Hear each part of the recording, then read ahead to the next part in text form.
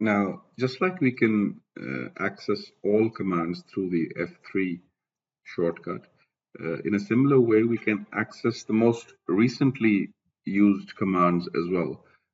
So, for example, I just created this column, these two columns, and then this beam. Now I'm going to create a vertical bracing like that, and then maybe I can create a little plate over here like that.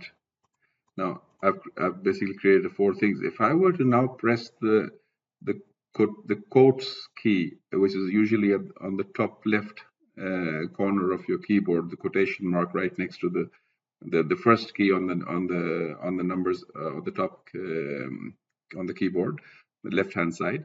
If you press that quotation marks, you will get a list of the last 10 commands which you have used. So I use the column, and then I use the beam command, and then I use the vertical bracing, and then I use the plate command.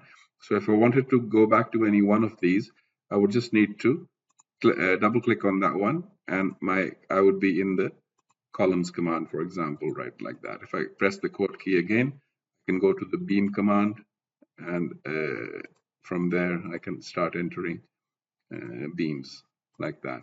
If I press the quotation marks again, I can select the plate command like that and start entering a plate, for example. And that kind of makes it convenient to access the last 10 commands which I have used.